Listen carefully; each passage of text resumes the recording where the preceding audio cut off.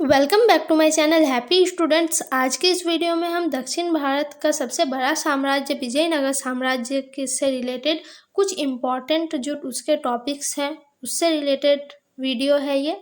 इसमें आपको विजयनगर साम्राज्य की क्या क्या विशेषताएं थी, इसकी सैनिक विशेषता, न्यायिक व्यवस्था, फिर सामाजिक आर्थिक व्यवस्था, महिलाओं की स्थिति से लेकर उसमें कितने शासक आए, उनका योगदान, इन सभी चीज़ों का कुछ इम्पॉर्टेंट नोट्स टाइप का ये वीडियो बनेगा।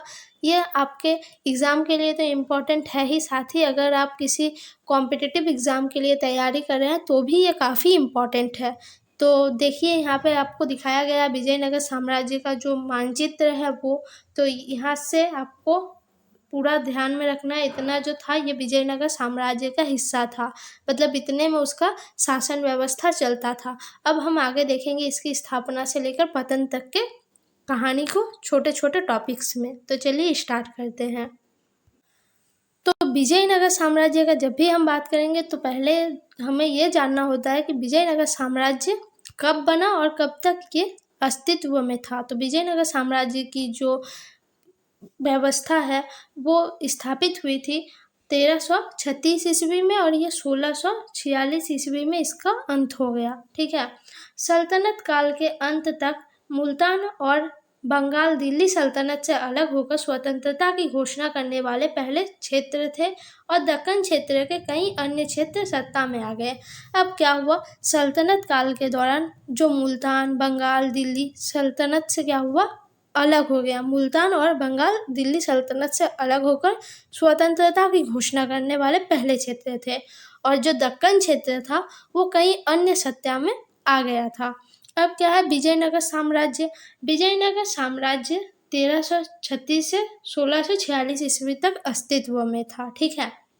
अब इसकी क्या क्या चीज़ें थी उस समय, तो हरिहर और बुक्का दो भाई थे। उन्होंने 1336 ईस्वी में तुंगभद्रा के दक्षिणी तट पर विजयनगर शहर के स्थापक थे।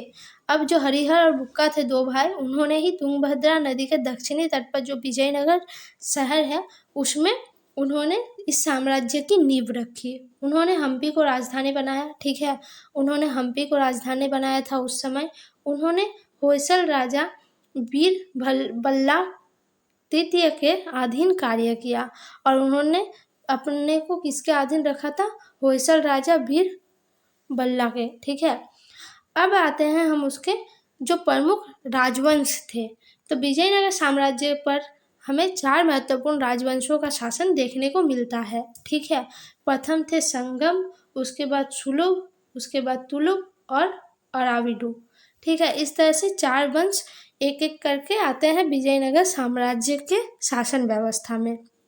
प्रथम जो आए वो थे हरिहर प्रथम। तो हरिहर प्रथम किस वंश से थे, तो संगम वंश से। ठीक है। तो इनका शासनकाल था 1336 ईस्वी में। हरिहर प्रथम संगम वंश का शासक बना, यानी यही क्या थे, संस्थापक थे और इन्होंने ही इस वंश का संस्थापक किया और ये प्रथम शासक थे।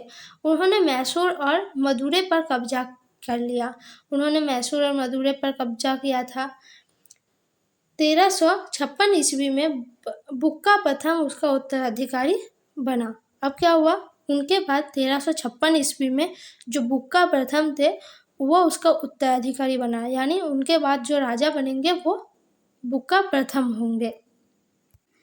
इसके बाद हमें संगम वंश के कुछ और महत्वपूर्ण शासक देखने को नहीं मिले जिनका उल्लेख किया जा सकता है। तो उसके बाद इस तरह से संगम वंश का जब शासन व्यवस्था समाप्त हो गया, उसके बाद कृष्णदेव राय का शासन आया। वे तुलुप वंश के शासक थे। ठीक है। कृष्णदेव राय का जो शासन था वो 1509 से 1529 ईस्वी तक देखने को मिलती है। ठीक है। अब कृष्णदेव राय क्या थे, तुलुप वंश के थे और विजयनगर साम्राज्य के सबसे प्रसिद्ध राजा थे, यानी जितने भी राजा आए उनमें से सबसे प्रसिद्ध राजा कृष्णदेव राय ही थे। एक पुर्तगाली यात्री डोमिंगो पेस के अनुसार कृष्णदेव राय संभवतः सबसे खूंखार और आदर्श राजा थे। एक पुर्तगाली यात्री हैं जिनका नाम डोमिंगो पेस है। उन्होंने अपने यात्रा वृत्तांत में अपनी पुस्तक में लिखा है कि कृष्णदेव राय जो थे वो संभवतः सबसे खूंखार और आदर्श राजा थे। ये उनके किताब में हमें देखने को मिलती है। अब कृष्णदेव राय की जो विजय थी, उनका जो योगदान था, ये भी कह सकते हैं, ये क्या था? तो उसने 1510 ईस्वी में शिव समुद्रम और 1512 ईस्वी में रायचूर पर विजय प्राप्त की। कृष्णदेव राय की जो विजय गाथा है उसमें सबसे पहला आता है 1510 ईस्वी में शिव समुद्रम और 1512 ईस्वी में रायचूर पर विजय। ठीक है। उसके बाद 1523 ईस्वी में उसने उड़ीसा और वारंगल पर कब्जा किया। उसके बाद 1523 ईस्वी में उसने क्या किया, उड़ीसा और वारंगल पर कब्जा कर लिया।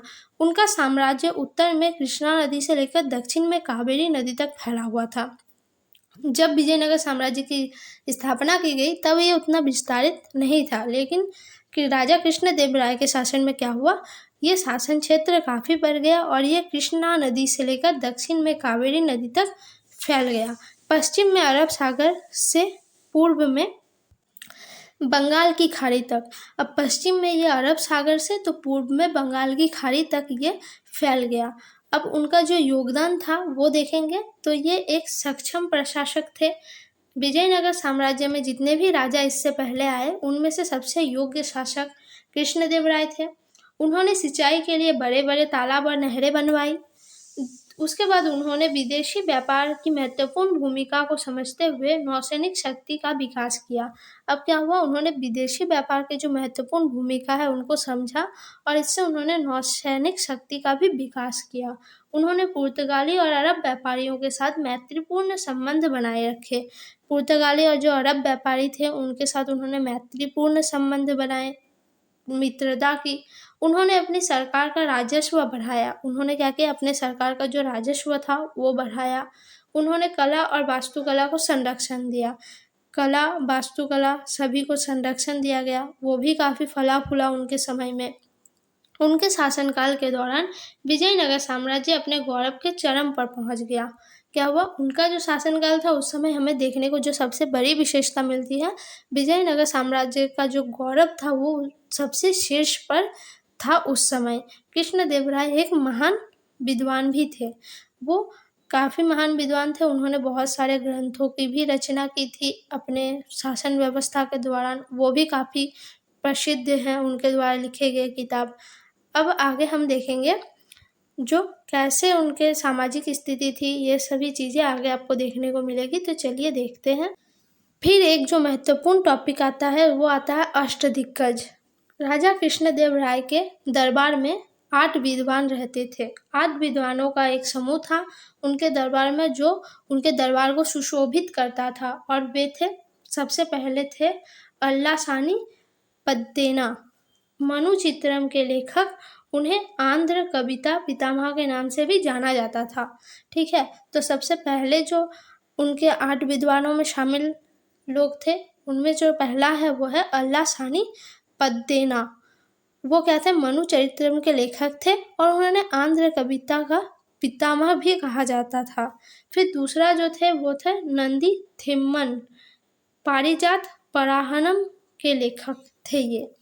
तीसरा जो थे वे थे मदयागिरी मल्लाना, चौथा धजारती, पांचवा अया लाराजू रामभद्र कवि। ठीक है। 6 नंबर पिंगली सुराना और 7 जो थे राम राजाभूषण और 8 नंबर आपको पता होगा तेनाली रामकृष्ण। ठीक है। इस तरह से उनके विद्वान में जो 8 विद्वान थे उनको अष्टदिग्गज कहा जाता था। उसके बाद आता है तालीकोटा का युद्ध। ये काफ़ी महत्वपूर्ण युद्ध था विजयनगर साम्राज्य के अस्तित्व के लिए। तो क्या हुआ, तालीकोटा का युद्ध जो हुआ था वो 1565 ईस्वी में हुआ था। कृष्णदेव राय के उत्तराधिकारी कमजोर थे। अब कृष्णदेव राय के बाद जितने भी राजा बने, शासक आए, वे सभी क्या थे, उतने शक्तिशाली नहीं थे, वे कमजोर थे। उसके बाद आलिया राम राय के शासन के दौरान अहमदनगर, बीजापुर, गोलकुंडा और बीदर की संयुक्त सेनाओं ने विजयनगर पर युद्ध की घोषणा की। क्या हुआ, आलिया राम राय के शासन के दौरान अहमदनगर, बीजापुर, गोलकुंडा और बीदर की जो संयुक्त सेना थी उसने विजयनगर पर युद्ध की घोषणा कर दी थी। आलिया राम राय की हार हुई, इसमें राम राय की हार हो गई और उन्होंने उनके लोगों को बेरहमी से मार दिया। विजयनगर को लूट लिया गया और बर्बाद के दिन नजदीक आने लगे। ठीक है, अब क्या हुआ, विजयनगर को जिस सेना ने जीत लिया था उन्होंने उसको विजयनगर को पूरी तरह से लूट लिया और बर्बाद कर दिया। अब हम देखेंगे विजयनगर की महिमा। अब महिमा में हम देखेंगे प्रशासन व्यवस्था, न्यायिक व्यवस्था, इन चीज़ों को। तो सबसे पहले हम देखेंगे प्रशासनिक व्यवस्था। तो प्रशासनिक व्यवस्था क्या थी? सुव्यवस्थित प्रशासनिक व्यवस्था थी उस समय। उसके बाद राजा राज्य की सभी शक्तियों का प्रमुख नेता होता था। राज्य में जितनी भी शक्तियां हैं उसका जो प्रमुख अधिकारी होगा वो राजा होगा। इसमें मंत्रिपरिषद देखने को मिलता है। मंत्रिपरिषद प्रशासन के कार्यों में राजा की सहायता करते थे। प्रशासन के जितने भी कार्य हैं उनको करने में राजा की सहायता करना मंत्रिपरिषद का काम था। उसके बाद जो पॉइंट प्रशासन में आता है वो है साम्राज्य 6 प्रांतों में विभाजित था। ये जो साम्राज्य था ये 6 प्रांतों में विभाजित किया गया था। इस समय शासन व्यवस्था में एक नए लोगों को देखने को मिला जिन्हें नायक कहा जाता था। नायक कौन होते थे? तो एक राज्यपाल जो प्रत्येक प्रांत का प्रशासन करता था, यानी प्रशासन का देखभाल करता था। राज्यपाल होता था जो प्रांत का प्रशासन देखता था, उसे नायक कहते थे उस समय। फिर आता है प्रांतों की जिले में विभाजित किया गया। अब जो 6 प्रांत थे उनको फिर आगे जाकर जिलों में विभाजित किया गया। जिलों को आगे छोटी इकाइयों अर्थात गाँव में विभाजित किया गया।